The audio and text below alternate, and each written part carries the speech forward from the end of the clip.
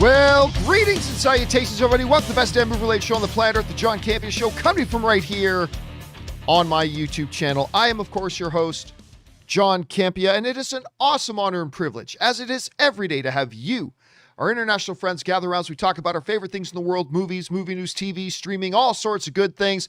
And ladies and gentlemen, it's the end of another week. Congratulations for making it through the grind. I hope you guys have a magnificent weekend set out in front of you. And we are, of course, joined today by the one and the only Mr. Robert Meyer Burnett. Robert, how are you doing today, sir? John, I'm still reeling that it's the second half of 2021. We're in the back half, man. Yeah. And halftime is over.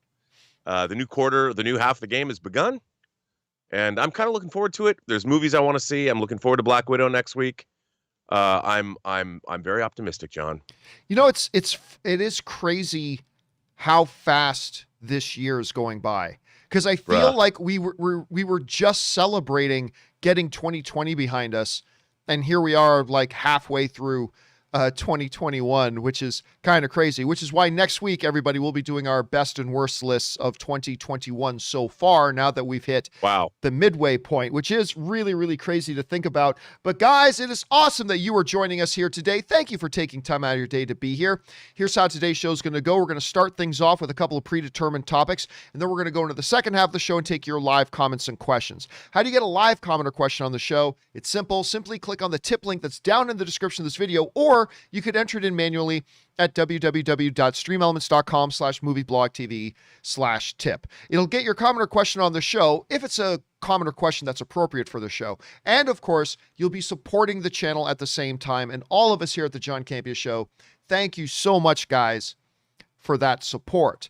Now, without anything else, let's get into our main topic. So how do we select our main topics here on the John Campea Show every day? It's easy. You guys decide what our main topics are. You see, whenever you come across a big topic, issue, or story that you really think we should have as a main topic here on the show, just go anytime 24/7 over to www.thejohncampeashow.com/contact.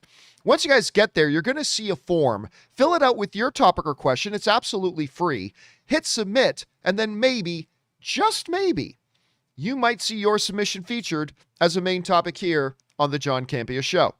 With that down, let's get into main topic number one. And our first topic today gets submitted to us by Colton M.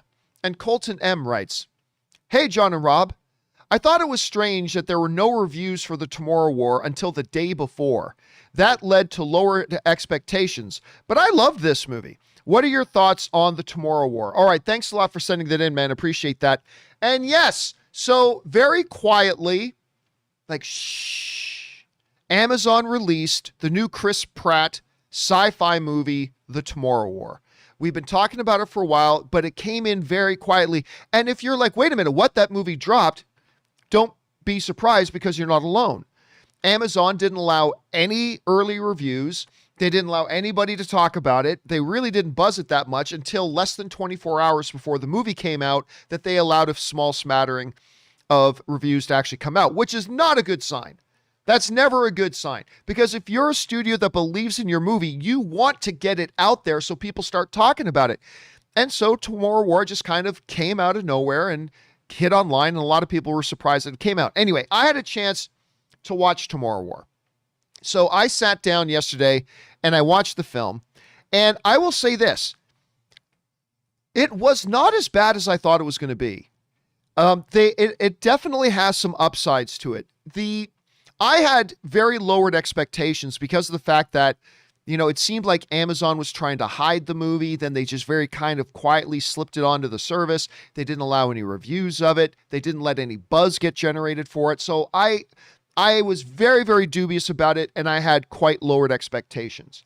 But I'll tell you what, number one, you know I'm a Chris Pratt fan. I just think he has that quality that when he's on screen, you're just magnetically attracted to him. Like when he's on screen, he's got that kind of charisma that you're just there. I'm not saying he's Dwayne "The Rock" Johnson or Ryan Reynolds, but he has that same kind of factor. You know what I mean?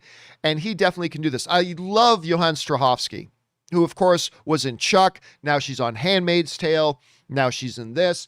She came across in this really well. I liked his daughter, the little girl. J.K. Simmons is in this as Chris Pratt's dad. Oh my God, that dude is jacked. That dude is jacked. I mean, he's most of the movie that he's in it. He's not in a ton of the movie, but he's in a decent amount.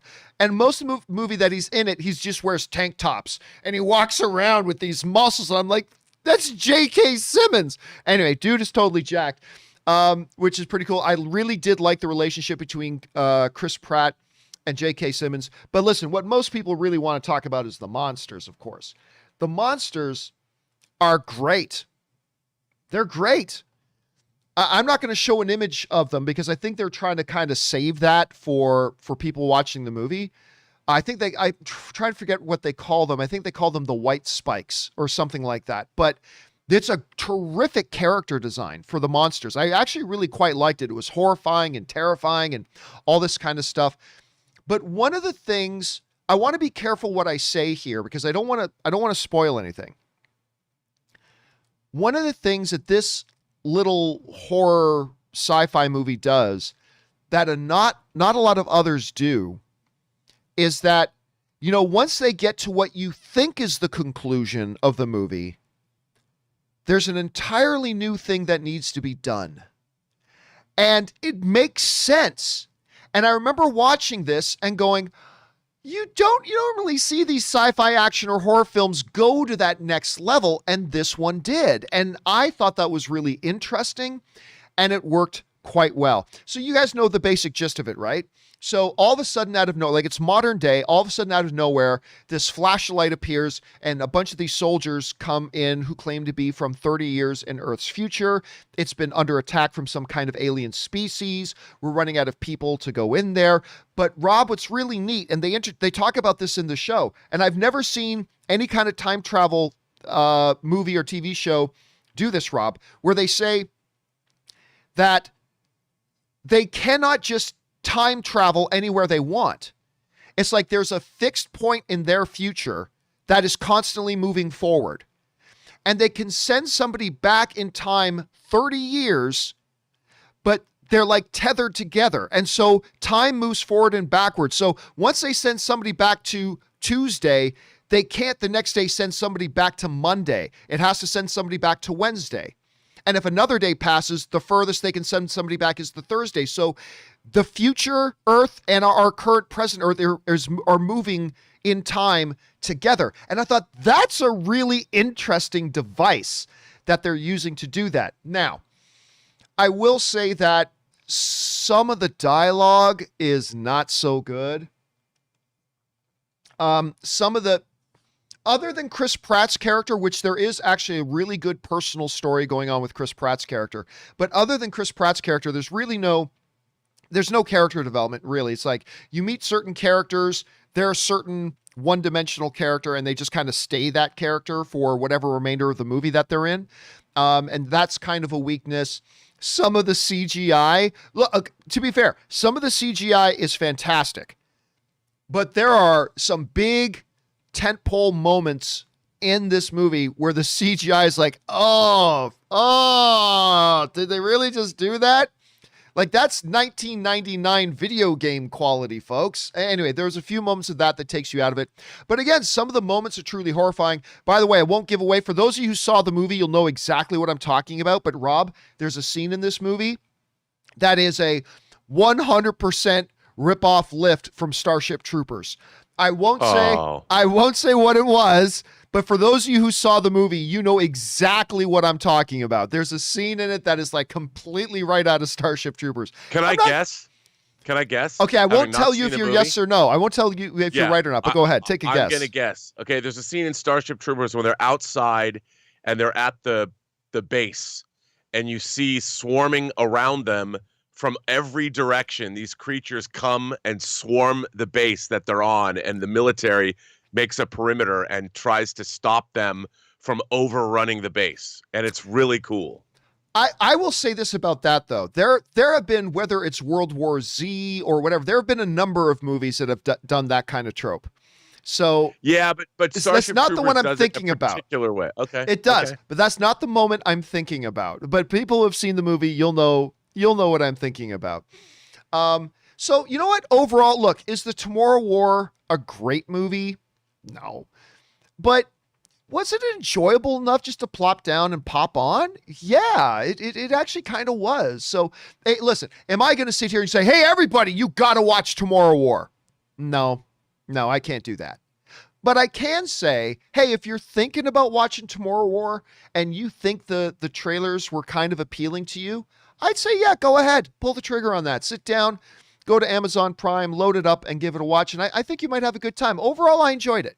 I enjoyed it overall, which was much, much better than I thought with the way Amazon was kind of sneaking around with this movie and keeping it all hush, hush, and quiet. It's like, don't let anybody know the movie's coming out. So, overall, not bad. Overall, not bad. I'll chalk this one up as a win for Chris Pratt. Anyway, guys, question is for you. Have you had a chance to watch Tomorrow War yet? It is up on Amazon Prime. If so, what did you think? If not, what have your expectations been? Wherever you're at, jump down into the comment section below and let us know your thoughts. Okay, guys. With that down, let's move on to main topic number 2, shall we? And our second main topic today gets submitted to us by John Dobbs, who writes, greetings, fellow John. The new suit from Spider-Man No Way Home has leaked. Thanks to toys and other merchandise, it's also confirmed that a black and yellow Spider-Man suit, along with the appearance of Wong. Personally, I'm not that big of a fan of the new suit, but what are your thoughts? Have a wonderful day. All right. So here it is. So we have been waiting very anxiously and expectantly, Rob, for a new Spider-Man trailer, a first Spider-Man trailer. I expect it's going to be pretty soon. I know you expect it's going to come pretty soon as well. So it's probably on the heels. But on the heels of that, what has happened with movies sometimes is sometimes toys get announced first and we get some things from the movie. And that has happened here. There has been a new Lego box that has come out. And basically that Lego box is showing a bunch of things. It's showing a bunch of things. Let's just jump in here with this. First of all, I want to kind of point out that down here in this bottom corner, I mean, I can't be 100% for sure, but that sure as hell looks like some sort of robotic scorpion. And I have not heard anything about there being a scorpion in this. So to me, that's interesting. Also, if you look in the scorpion's claw, it's Wong. Wong is a superstar all of a sudden, everybody. He's popping up at the Shang-Chi trailer. He's popping up on the box for Spider-Man. And that is Wong down here in the corner where you see a listing of all the characters in there. It does list Wong as being in there. I didn't have any idea Wong would be in this movie. Now, of course, it's not like it's out of left field. Wong is very closely associated with Doctor Strange, so it's not out of left field that he would appear in it. So, but Wong being there still is something that I didn't know for sure. What's got a lot of people's attention, again, my main thing of attention is that scorpion thing. That's the thing that's getting most of my attention. But what a lot of people are then talking about is Spider-Man. And it kind of looks a little bit like a new suit. The thing is, on the one hand, it kind of looks like a new suit. But on the other hand, it also kind of just looks like, the Iron Spider suit, but it may not be an Iron Spider suit at the same time. Now, look, also on the Spider-Man official Twitter page, they put out this as well. So I can't tell if this Spider-Man is the Iron Spider suit or not. It kind of looks to me like it's a regular fabric Spider-Man suit with the gold spider. So that, because look, right beside it is a traditional Spider-Man suit with the Iron Spider spider legs, mechanical spider legs coming out of it. There are two other interesting things here I want to point out. One is, of course, the black spider suit with the gold piping. That's different and new. I don't know if they put the gold piping on it so we wouldn't confuse it with a Venom possibility, like a Venom connection. So that's kind of neat. Then, of course, you see the Funko Pop with it as well. Then you see a Spider-Man head with the gold eyes.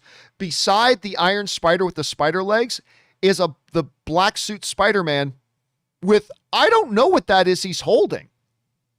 I mean, I honestly don't know if that's some kind of, on the one hand, it almost looks like one of the wizards, you know, the wizards can cast that shield.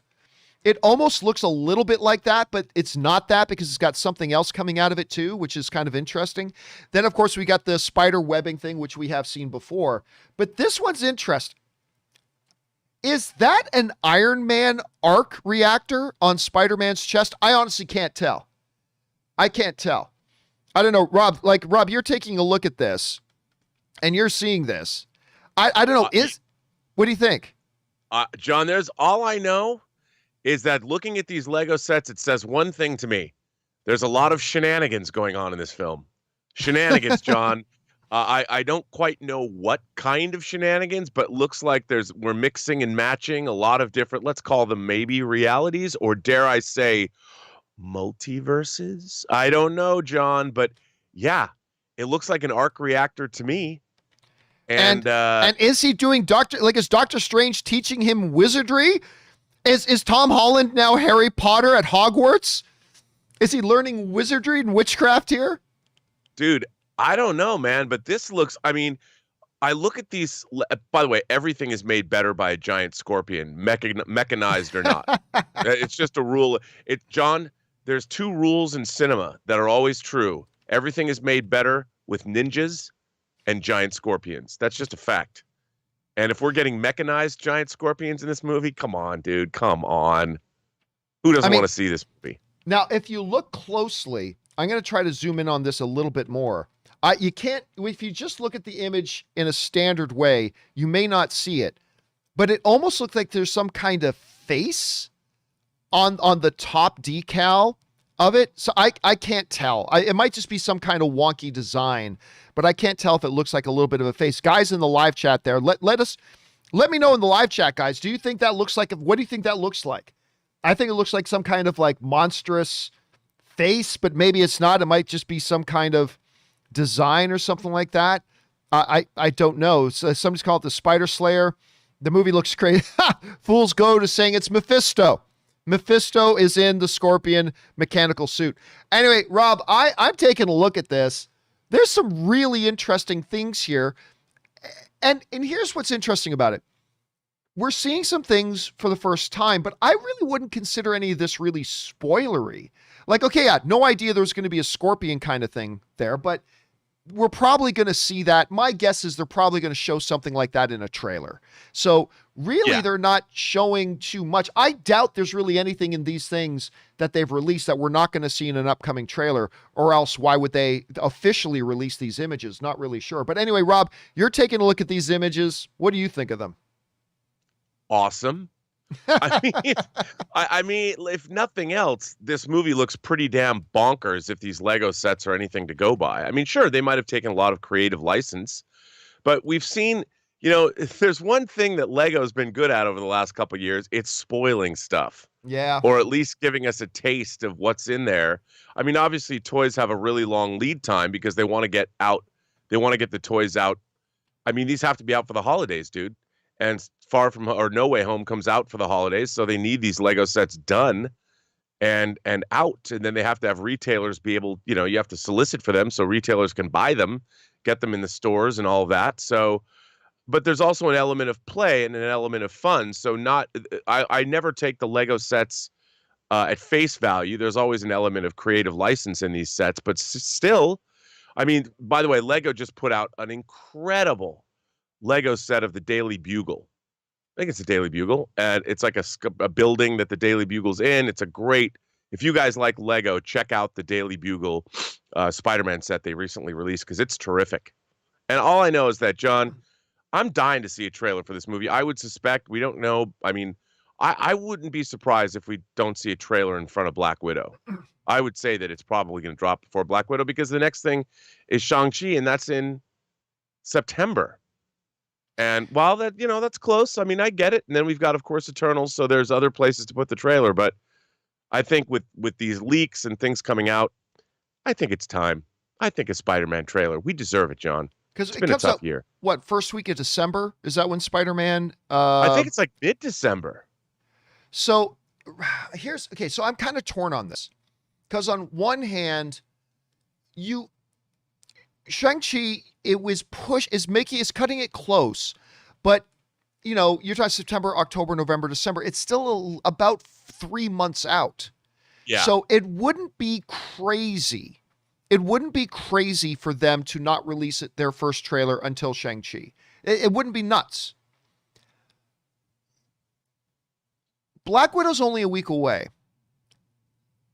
6 months is that other opposite, where I think much more than 6 months is too early to put out a trailer. But, once you get to within about 6 months, that's not crazy to start releasing trailers either. So honestly, right now, I think both those options you mentioned are completely on the table. I could see them holding off on a trailer until Shang-Chi. I could see them putting one out with Black Widow, which is about a week away, listen, what normally happens with the patterns of these trailers, Rob? Normally what happens is, like, an official poster or a couple official images come out, and then normally within about 24 or 48 hours after that, they were just the heralds of the trailer dropping. So if we in the next couple of days get like the first official Spider-Man No Way Home trailer or poster or something like that, or some new official set photos coming from the studio, then I think that bodes very well for a Black Widow appearance of a Spider-Man trailer. Otherwise, look, 3 options. It's either going to be with Black Widow, it's going to be with Shang-Chi, or it's going to drop somewhere in the middle with those things right now. But you're putting your money on Black Widow's release right now, right? Oh, I would imagine. I mean, otherwise, we're just going to see more stuff like this, and I think that they need to get out in front of it. But, maybe, I mean, they've also got Loki on the air, which might be playing into this, and so they don't want to give up. I don't know. Maybe we'll have to wait till Shang-Chi, but I don't know.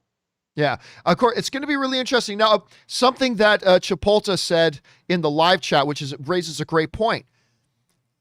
It's actually, while we're talking about, like, the movies to release this trailer with are obviously Black Widow, Shang-Chi, whatever. That's true.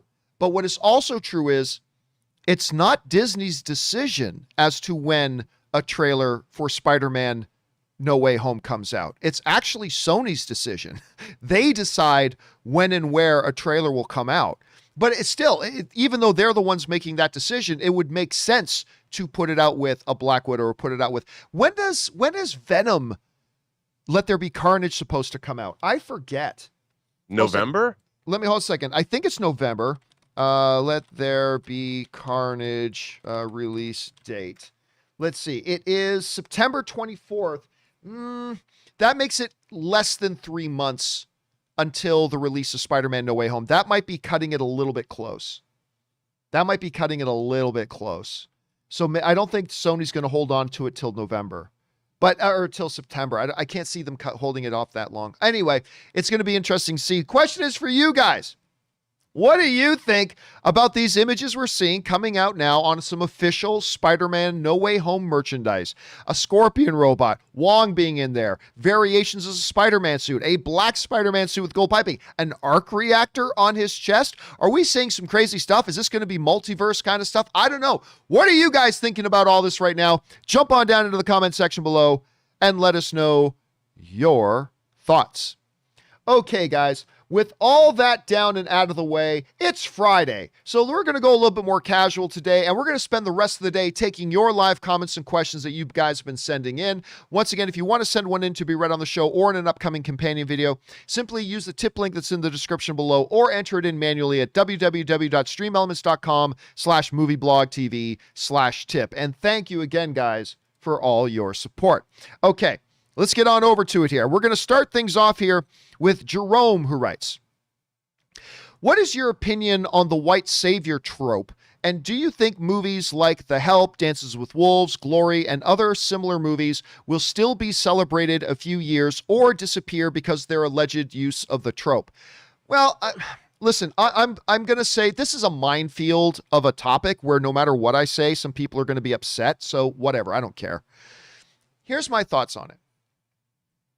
I think when you're telling stories, there's a few things you have to take into consideration.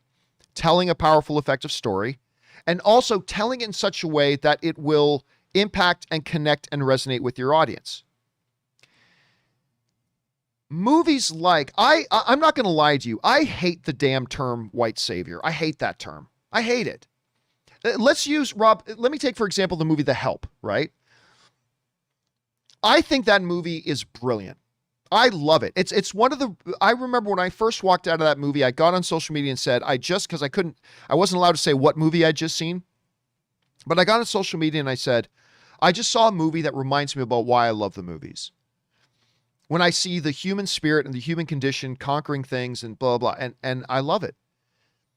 And once in a while, you're going to get a movie where one of the heroes, if not the central hero of the story, of the movie itself, is somebody who is on the opposite side, especially in any kind of story where there's an oppression story.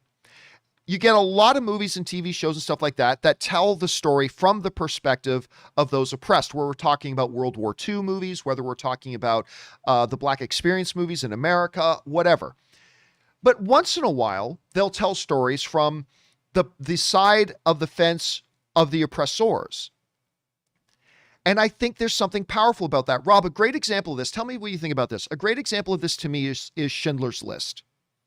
Schindler's List to me is a great example of, you had, the side of the fence that was the oppressed and the side of the fence that was the oppressor. To me, there's something remarkable about telling a story from the perspective of somebody who is a beneficiary of the oppression. I benefit from the oppression, and realizing, hey, I benefit from this oppression, but this is wrong. This is wrong. We can't be doing this. I need to do something. And I think Schindler's List is a great example of that. And I don't think it's terribly different from a movie like The Help, where you have Emma Stone's character, who is a benefactor of an oppressive situation, and yet realizing this is wrong. Like, what we're doing and how we're benefiting from this is wrong, and this needs to change. And one of the advantages, I think, of once in a while telling a story from that perspective is that it resonates a little bit more with a different demographic of the audience. Like, because for me, being, a white Euro-descended male dude, it's, I think, not only good, but valuable for somebody like me as an audience member to see a story told from that perspective, to make me examine myself about how am I personally benefiting from maybe oppressive situations that exist in our world today. To dismiss stories like that by just slapping some random label on it of a white savior label, I think is, I'll be honest with you, I think it's counterproductive. I do. I think it's counterproductive. I think it's limiting. And I don't think it helps achieve, I think it overlooks the vision of what the filmmaker was trying to tell and the story he was trying to tell and who he was trying to tell the story to. And again, so I think if we look at movies like The Help and say, that's not relevant, that movie doesn't have credibility because it's being told from the person on the side who is a benefactor of the oppression, well, then are we saying that Schindler's List shouldn't be told either? Because it's a story being told from the presence of the benefactor. Dances with Wolves, a guy who benefits from being white in that era and stuff like that, but realizing this is wrong, there's something here, and it actually causes him to change sides. I think if all they made were those movies, that's a problem. But telling stories from that perspective once in a while, I think are sociologically important to do. So anyway, I know there's going to be a lot of people that don't agree with me on that. That's fine. But that's kind of how I see it. I don't know, Rob, how would you address that? Well, nowadays it's hard to even have a conversation about this because people tend to get angry about it. But I think you did a pretty good job of explaining it. One of the things that I really like about, I love Dances with Wolves, but I see it more as a first contact story. Yeah. Where you have two differing civilizations meeting. And, what's really interesting, if you study indigenous cultures, especially North American native cultures, there was a lot of warfare and things between those cultures, but they had sort of had a balance with nature. So there was not a lot of technological advancement there, but there didn't have to be. And so their civilizations probably could have existed for thousands more years unless the Europeans didn't show up and destroy it all. But what's interesting about it is, I think a movie like Dances with Wolves shows somebody from a quote unquote a more enlightened civilization or a more technologically advanced civilization finding out that there's another way to live. And it's not necessarily, we might call it primitive, but is it really? What's more nurturing to the soul? I mean, we believe that in our technologically advanced state that we're somehow, because of this, more enlightened than, say, people that are in touch with the actual, if, let's say, European civilization crumbled to dust and all we had left were the indigenous populations of, say, North America living the way they lived. Would our planet be better off? Very possibly. So I think the idea of the white savior trope, that is a very superficial way of looking at that trope, where really it's also an examination of different ways of life and different civilizations and how differing ideologies and differing philosophies of how to lead your life come into conflict and contact with one another. And while you could look at it as, well, the white man shown up to help the lesser people of color or whatever, but you can also look at it. I always take away the question I ask myself. I love Dances with Wolves, but I'm like, are we really better off? Is enlightened Western civilization, with our plastic in the ocean and heat domes over the Pacific Northwest and firestorms in British Columbia, is our civilization really as enlightened as we think it is? And I always come back from these stories thinking, what if we went a different way? And it makes you think about your own place in the world. And I think from that perspective alone, these stories are always going to be compelling and interesting because it makes you, the viewer, recontextualize your own life. And you think about your own culture. It's not about necessarily, well, look at how the great white man has come in to save the less fortunate people. It's usually never that way. They usually those people that the people that are considered, I guess, the less advanced folk, they're the ones that have an insight into life that we, the white saviors, can benefit from. And we learn from that. And it's us that are usually shown on the surface. Yes, are we saviors? Perhaps. But really, are we? Are we the people that come out on top on these stories? I don't think so. Yeah. Again, just like what you're saying, I just find when somebody throws around a label like white savior on a movie, it's so reductive. It's just so really reductive because and also to me, it's a slap in the face because I remember I walked out, again, we'll just use The Help as an example. I walked out of The Help feeling like I wanted to re-examine my entire self. That was a movie that made me want to look in the mirror and made me want to examine how do I interact with people? How do I treat people who are different than me? It made me want to do a lot of self-examination. It was a powerful, powerful movie for that. And for somebody to just walk along and slap, oh, it's a white savior movie on that. It's like they're trying to delegitimize the experience I had with that movie and take away all the incredible good things that the piece of art did. Should all movies be told from that perspective? Of course not. But there were people who lived life in that era that their story should be told too. Anyway, so we've gone on long enough on this, but yeah, I'm just saying I really hate the term. I really hate the term, and I'll just leave it at that.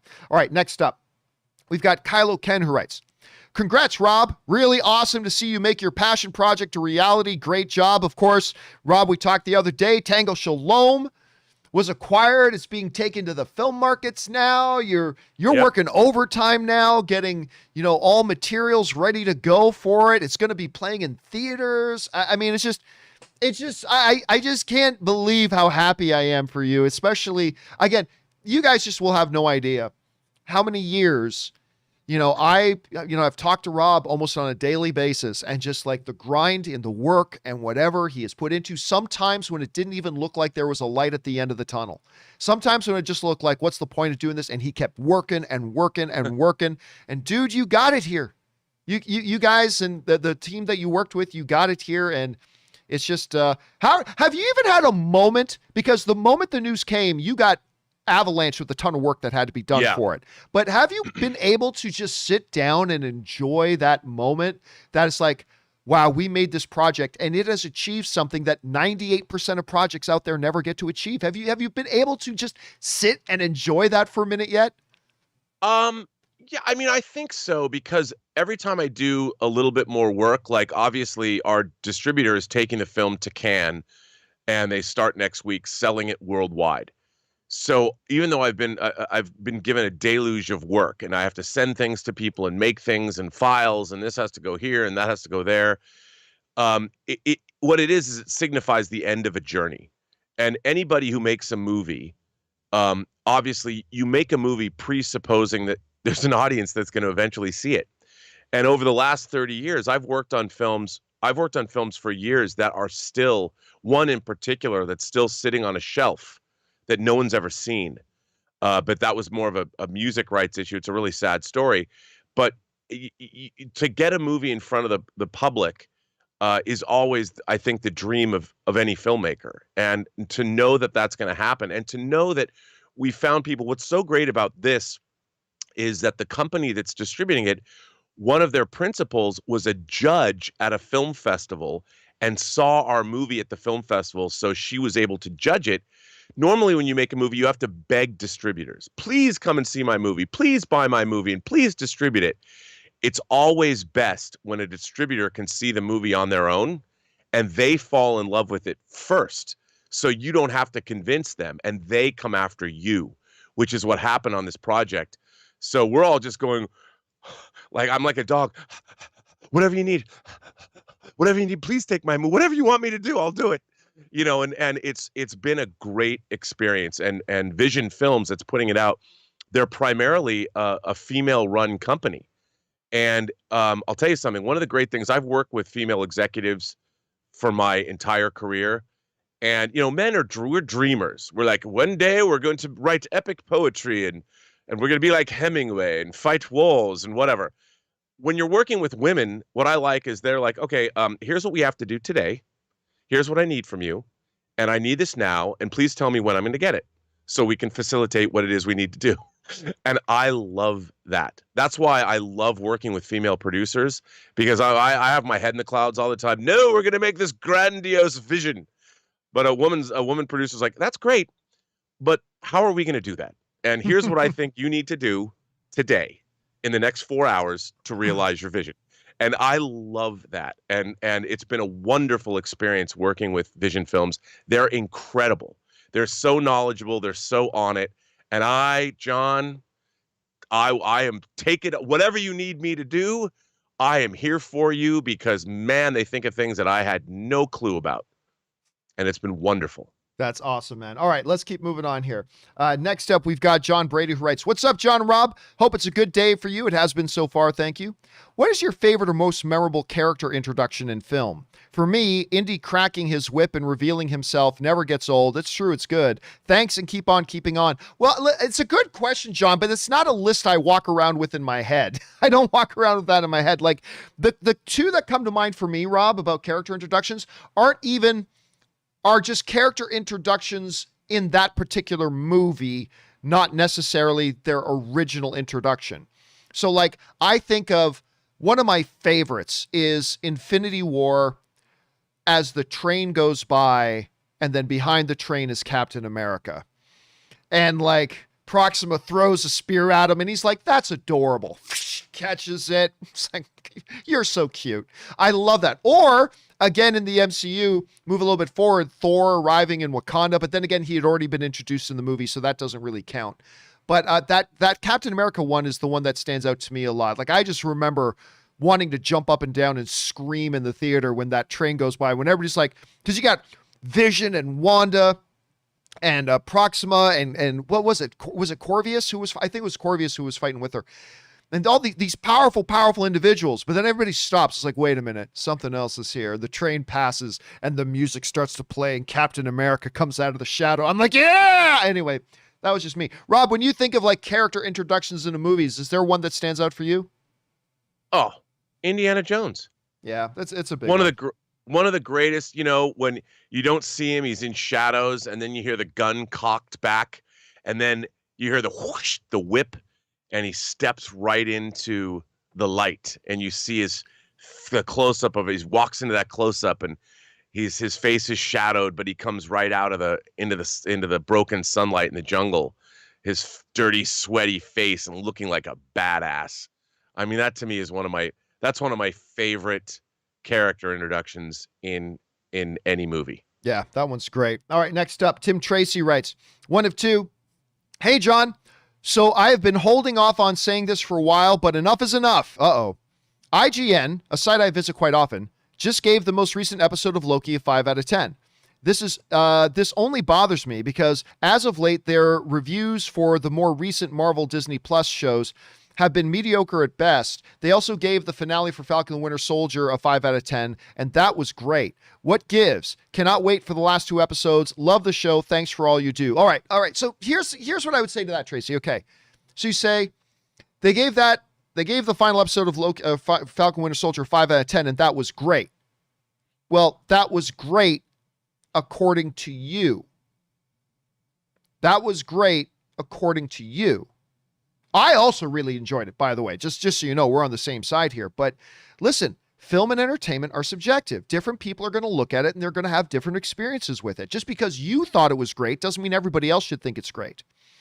And, we should celebrate that we liked it. But guess what? If the person reviewing it at the time at IGN, it didn't click for them as well, they didn't find it as compelling as you and I did. And all we can ask IGN to do is, or any reviewers that are working with them, give your honest opinion. And if their honest opinion was a little lower than you or me, that shouldn't bother you. And it shouldn't bother me, and it shouldn't bother us. It's like, okay, they watched it, didn't have the same experience as I did. That's okay. That's cool. I loved it. Great. And then move on. I wouldn't get upset about it or say there's something wrong with IGN because they didn't give the thing I love the score that I think they should have. It's never going to be the case. Listen, honestly, Tim, and you and I are on the same side. But listen, if you put up a public record of your score for everything you watched, you would have a lot of people coming after you and saying, what's with Tim giving that movie that score, right? That would happen if you were putting up a publicly available record for everybody to go and see of your score of everything. People would be piling on you. So I would say, look, only get upset at IGN if you feel like they're not being honest, But if that's what they honestly felt about the show, that's what they honestly felt about the show. And that's okay. It doesn't change how I felt about it. Doesn't change how you felt about it. It's okay. It's okay. All right. Next up, we go to an anonymous viewer who writes, hey, John and Rob, I recently saw 2 movies the other day. One was The Hitman's Bodyguard's Wife. It's actually The Hitman's Wife's Bodyguard, not The Hitman's Bodyguard's Wife. That would be a different character. And overall, it wasn't great. However, that being said, I know he was in it before I saw the movie, but it was nice to see Antonio Banderas in an actual movie again. I'm going to guess that was Casey McKnight. Yes. I can't even seem to remember the last movie I saw him in.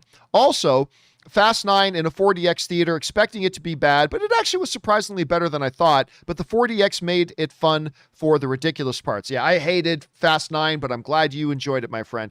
As far as Antonio Banderas, he was just nominated for Best Actor last year. I think it was Pain and Glory. He was just nominated for Best Actor in Pain and Glory. And don't forget, he had the wonderful privilege, Rob, of appearing in the Robert Downey Jr. masterpiece, Doolittle, a year or 2 ago as well. So yet Antonio Banderas has been around. He's been around. Rob, let me ask you this. When you think of Antonio Banderas, what are the first things that come to your mind? Well, I mean, I think about, Desperado. Oh, yeah. Well, sure. Robert Rodriguez's movie. And I loved him in Desperado, and I think about Zorro. Oh, yeah, that was great too. You know what I also have to admit I think of when I think of Antonio Banderas? Do you remember the Saturday Night Live skits they used to do revolving around him?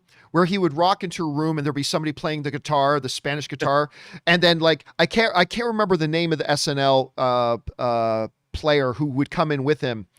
And he goes, "Is it getting warm in here?" And he says, "I must undo a button." And like his sideman would go, "No, Antonio, too sexy, Antonio, no." And it was just the whole thing. I loved that sketch. It was always really good. Anyway, all right, next up, we got Michael Walker who writes, "Hey, John, you make my day easier, especially when I'm working. Retail sucks. I saw Fast 9. I'm going to guess you mean I saw. I saw Fast 9 this past Sunday. I see what mean. I see what mean. I stopped taking this series seriously after 5 movie, but they are my guilty pleasure movies.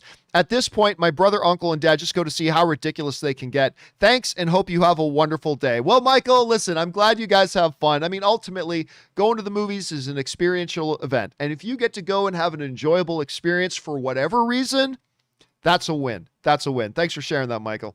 Next up, Mike Rusetta writes, "Greetings, John and Rob. So if you had to sit through a movie and only get one of these, what do you choose? Great characters, great plot, or great world, and why? Thanks, and happy early Canada Day." Of course, Canada Day was yesterday. Happy Canada Day to all my fellow expats out there as well. Rob, to me, this is easy. This is easy. Me too. Because you can have a great plot if you have characters you don't like and can't associate with and can't connect to and whatever, the great plot is wasted. You can have a great world, but if you're being walked through that world by characters you don't care about, it's all wasted. It's characters. And here's a great example of that for me, Rob. I talk about Supernatural all the time. There were many seasons where they didn't have the best story, but I didn't care because I just really enjoyed hanging out with the Winchester boys every week. And if you've written really good characters, and that's one of the hardest things to do in the writing process is writing great, compelling characters. But if you've got great, compelling characters, that if you can write a Mobius, then your Loki series is already an advantage. So to me, it's the characters is the one thing. If I had to trade everything else off, I would take good characters. What about you, Rob? 100%, John. Everything begins and ends with characters for me. And they talk about the Hangout movie being a genre unto itself. I mean, I think about Richard Linklater's Dazed and Confused, yeah, or even Once Upon a Time in Hollywood, Goodfellas, The Godfather. Even I mean, The Godfather has a great sort of Byzantine plot, especially Godfather 2. But you like all of those characters, and one of my favorite movies of all time is All About Eve, which has one of the great villainesses in all of cinema history. But you love the characters. And like you said, I'll watch a movie that is essentially plotless if the characters are great. If I just like walking around, like there's a movie that came out, it's an Italian film called The Great Beauty, which is about kind of this old dude just wandering around Italy, Rome, being fabulous, dressed in great suits, hanging out with people. And I'm like, I love that movie, and I'm going to go to one fabulous party after another. And I'm like, I'm there for that, man. I will like, I talk about how much I love Tony Leung, who's playing Shang-Chi's father in Shang-Chi. He's in a movie that Wong Kar-wai made called In the Mood for Love. And it's basically he's in love with his neighbor. He walks around in linen suits in the rain in 60s Hong Kong. I could watch that movie if it was 10 hours long, just watching him hang out on his day-to-day life, going to get noodles and yearningly pass by this woman where he brushes her fingers together or brushes his hand against hers, and that's all you watch for 10 hours. I would watch it just because I love hanging out with cool people. Yeah. Now, if you want to make a truly great story, you got to have a combination of all three of the things. Because sure. If you look at a Breaking Bad or a Game of Thrones or a Sons of Anarchy, right? You had great characters that were walking in great stories, taking place in great worlds that they created. So you're not going to elevate to one of the great all-time movies with just good characters, but if you had to pick just one, I think Rob and I both agree, you got to start with great characters. Okay. Let's see here. Sean Shackelford writes, "I loved F9. I know you didn't like it, Pandemic aside, I've seen 2 movies a week since I was only 15. The only movie I've ever walked out of was Captain Marvel. It's the ultimate disgrace and shouldn't be used lightly. Actually, I thought the movie was quite good. I think Captain Marvel's actually quite good. Anyway, what pushes you out of the theater early? Well, here's the thing, Sean. You just did what we film fans do all the time. We're looking for formula to make answers easy.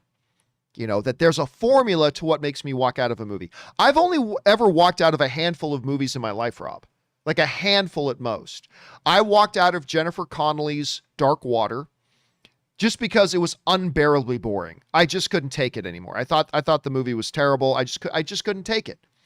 I walked out of what was it called? Movie 57, movie 83. Oh, yeah. The one that had everybody in it, including the one with Hugh Jackman with testicles on his neck, right? I just walked out of that because it was bad. I just couldn't take it.